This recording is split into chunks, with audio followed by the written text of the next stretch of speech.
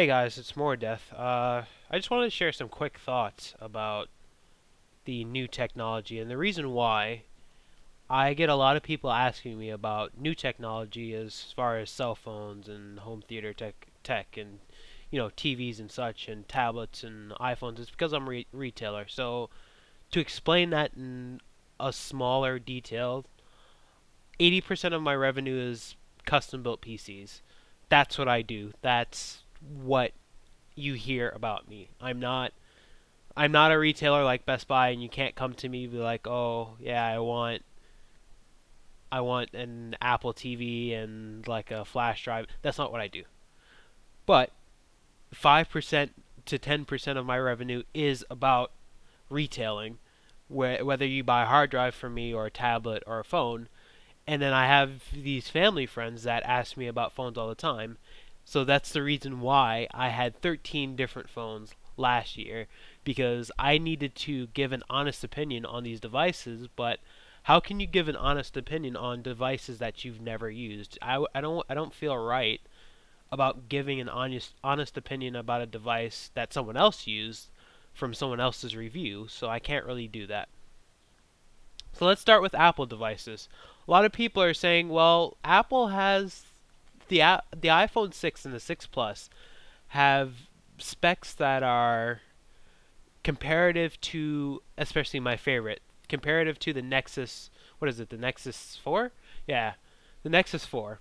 So last year when the 5S came out, it had a 1.3 gigahertz dual core processor with quad core graphics.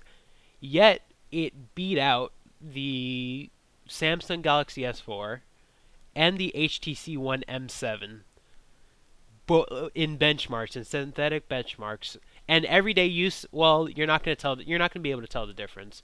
That's why a lot of people are like, well, there's not necessarily a difference. You could get a 2.7 gigahertz quad core processor that's in the Samsung Galaxy Note 4, and you won't be able to tell the difference between that and the HTC One's 1.7 gigahertz, because most of the stuff that you're going to be doing isn't going to be using all of that. The only thing you might see the difference in is like games, and maybe a couple of frames at that. We're not playing computer games here.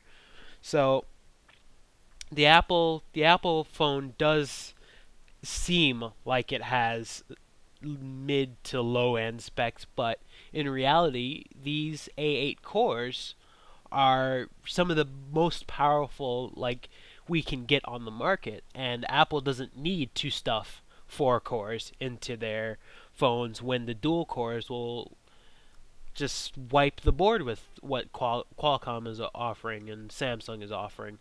So that's the thing. That's one thing. So the iPhone's bigger.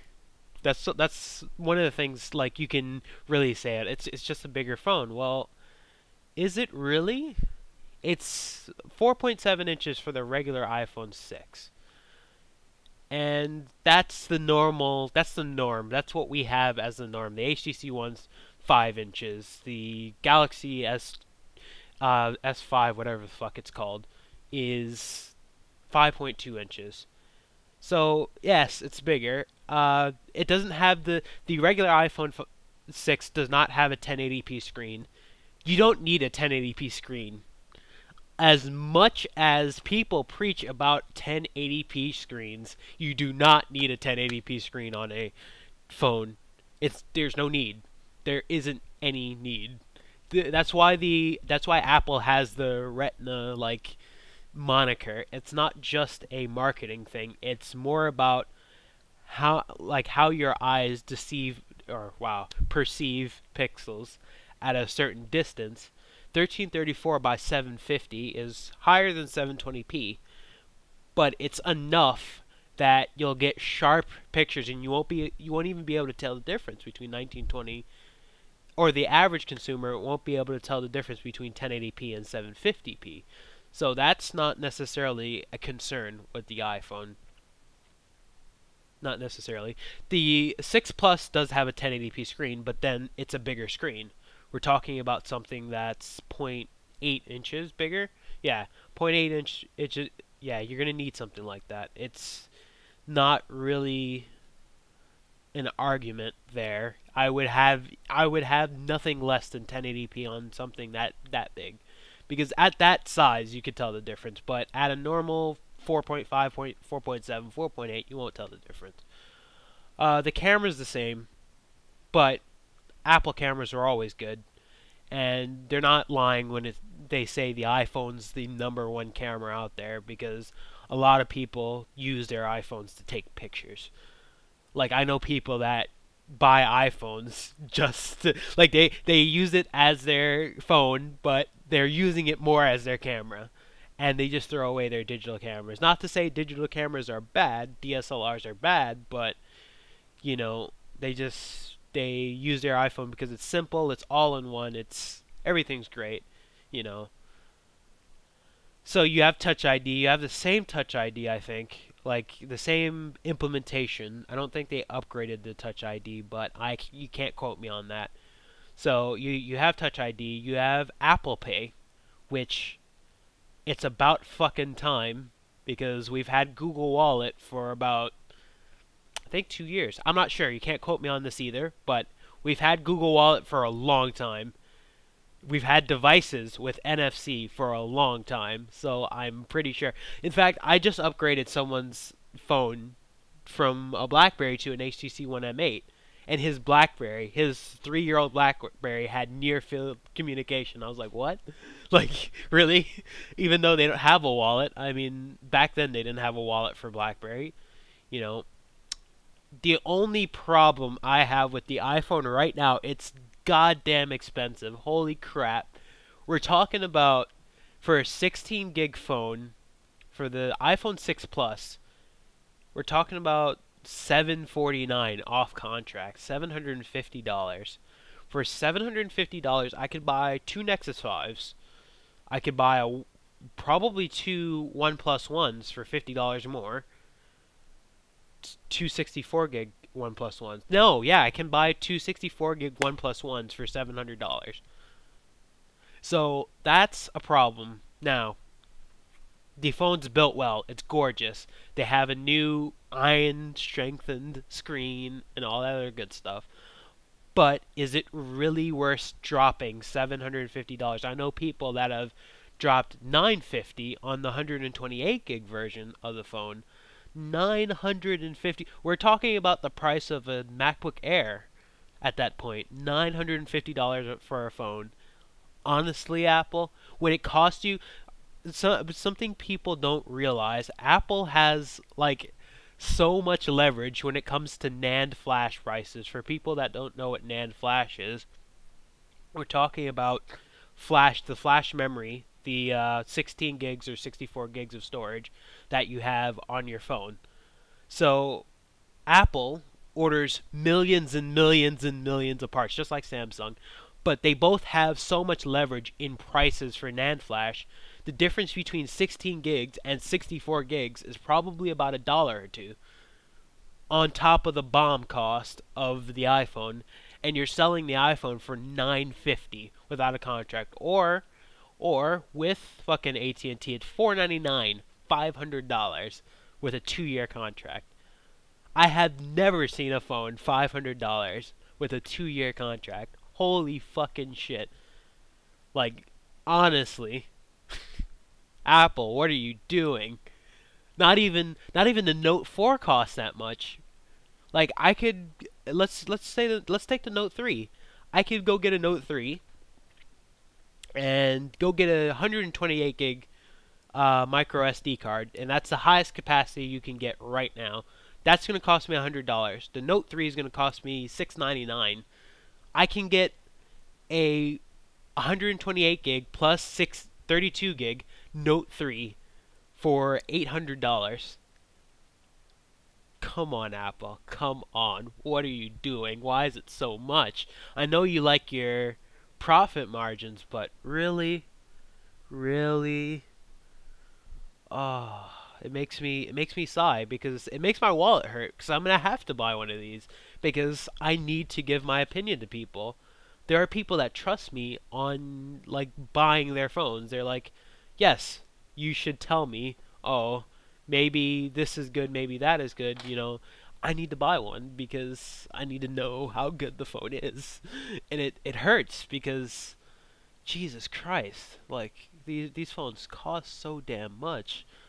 Like I remember the first phone that I bought off contract, I remember was the HTC One M7 Developers Edition, and that was $650, and I thought I was justified in buying that because it was a 64 gig phone for $650. It was built well. It was just an all-around great phone. Uh, for that, I was like, yeah, that's a little bit justifying. It's a 64 gig phone. I mean, how could it be? But now you have players in the space like OnePlus and Google with their Nexus devices that just shatter that illusion. You know, there's no inflation of cost. There's just $10 more what the BOM cost is. I mean, come on, you got to look at it. The OnePlus One, I don't know the exact numbers, but it's got to be in the neighborhood of 250 or so to make. You know. Anyway, you know, at the same time, it's up to you. If you want an iPhone and you got the money, sure. It looks like a pretty great phone, although I can't tell you because I don't have an iPhone as of today, but a week from now I will be getting both iPhones to play around with and see how well I like it. At the end of the day, it's your money. I can't really tell you what to do with it, but just do your research before you buy an iPhone. If you're tied into the Apple ecosystem, it's not really a prudent choice to buy an Android phone because I've heard horror stories about like an HTC One or Galaxy S4 with like Mac, like the sync issues and stuff. So if you're in that ecosystem, especially with OS X Yosemite coming out, with its, you know, walk up and complete the call on your laptop and stuff, that's cool. I think that I would actually keep an iPhone for and actually have a Mac, but like I'm a PC guy. I have a Mac for work purposes. That's about it. I have a MacBook Pro. That's the only Mac I own. I used to own a 5S and subsequently a 5C because, again, I said that before. I can't see myself dropping almost $1,000 on a phone. Like the sense that comes in this, I don't understand. I really don't. You can't make me understand why. Like $1,000, I can buy $300. I could buy 3 OnePlus One 16 gig versions and then sell them for more money. But yeah, you guys have to make that decision. I can't really make it for you. I think the next thing I'm going to comment on is the watch. They didn't really show us they didn't say any specs. They didn't show us any battery life information. We don't know. From what I've seen, I love the bands. Oh, they're gorgeous. Like you guys have to go see the bands. Like they've pretty much nailed it. Nailed it. These are the best bands you can get for a watch ever. And I'm not just saying, I'm sorry I hit my mic, but I'm not just saying for the smartwatch. I'm saying for watches in general. These are the best bands I've ever seen. You definitely got to go check this out. It's supposed to start at $349, but I hear rumors that the gold 18 karat version is going to be upwards of $800-900 in that area. You know, so that's a little bit much for a smartwatch.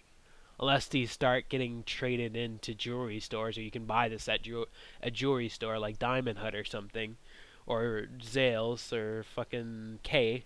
You know, like I can't say much about that's something else I can't say much about. The Apple Watch, we'll see.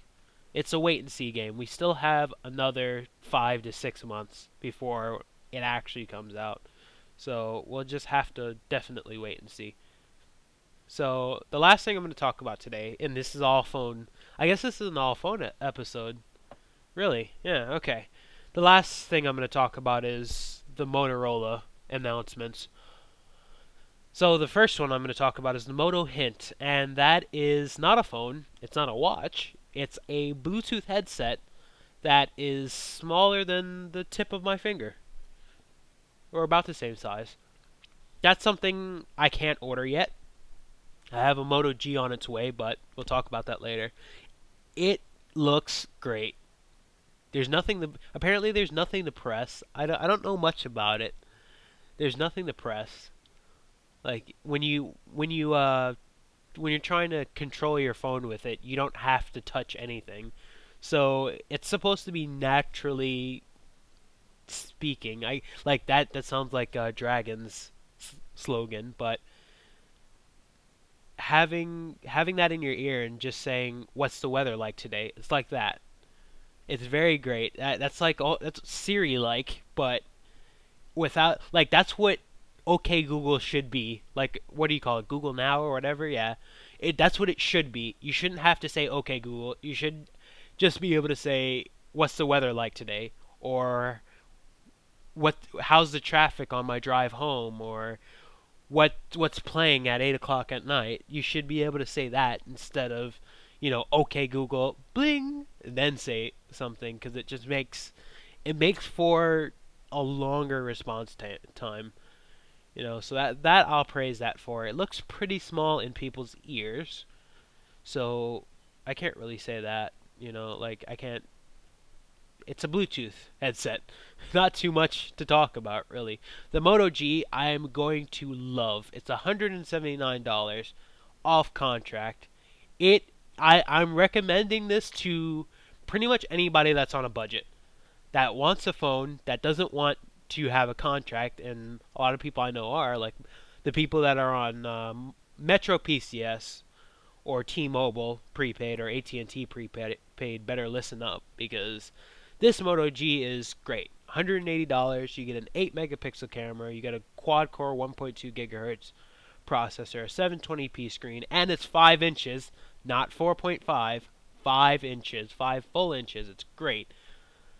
Like I said, I have one on its way. It's got a gig of memory. All the other stuff is, just the other specs you don't really need to know. I mean, it has a 2,000 milliamp battery, but most people aren't going to know what I'm saying. So just know it's not 4G. That's the biggest thing that it's missing. It doesn't have an LTE modem in it.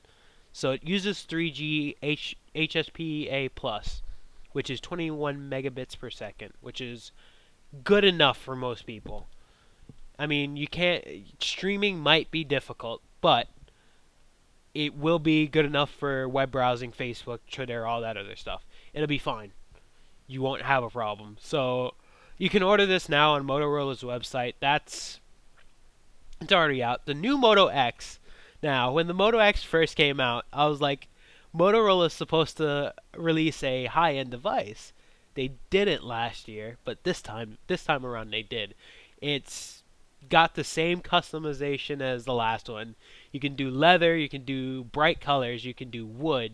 Like it's so good, so good.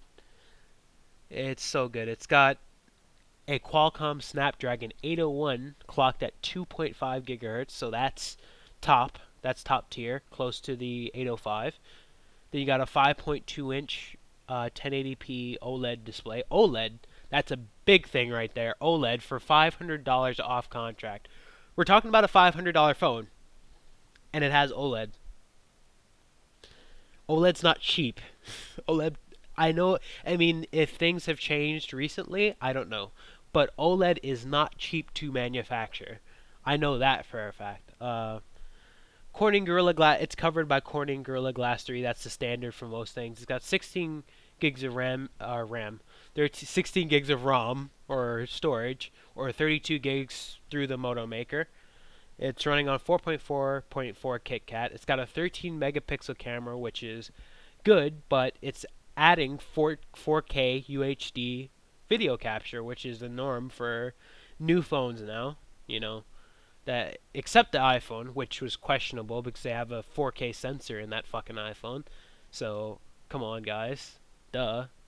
It has a 2300 milliamp battery, so it's probably gonna last you a day, maybe a day and a half with light usage. So the Moto X is probably a great phone for people that want to spend $500 on a phone.